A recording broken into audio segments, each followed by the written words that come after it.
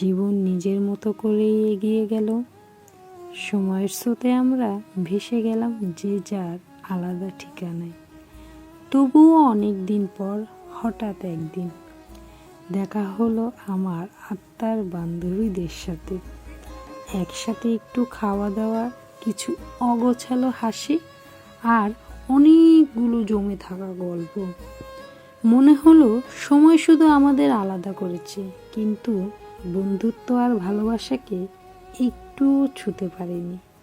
আজও আমরা ঠিক আগের মতোই, একই রকম কাছে, একই রকম মূল্যবান। তবুও সবাই ছিল না, ছিলাম মাত্র 4 জন। 4 জন বললে ভুল হবে, 6 জন ছিলাম। আমি, জান্নাত, সাদিয়া, সাদিয়ার বেবি এবং সিরা আর সিরার বেবি। ছোট্ট এই আড্ডাতেই যেন ভরে উঠল অনেক দিনের শূন্যতা। একসাথে খাওয়া দাওয়া, দুষ্টু হাসি আর পুরনো গল্পে ফিরে যাওয়া। হাসতে হাসতে কখন যে চোখে জল এসে যায় টেরই পাওয়া যায় না। মনে হলো বন্ধুত্ব আসলে সময়ের হিসাব মানে না, দূরত্ব তাকে মলিন করতে পারে না। একটু দেখা, একটু সময়, আর তাতেই আবার নতুন করে বেঁচে ওঠা। সত্যি, বন্ধু বান্ধবের সাথে দেখা হলে মনটা যেন আবার আগের সেই নির্ভার দিনগুলোতে ফিরে যায়।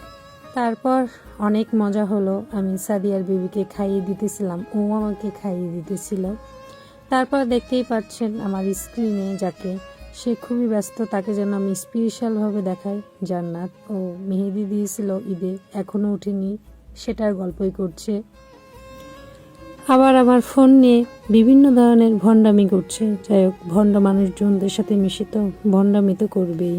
তারপর এইখানেই শেষ হলো আজকের আড্ডা।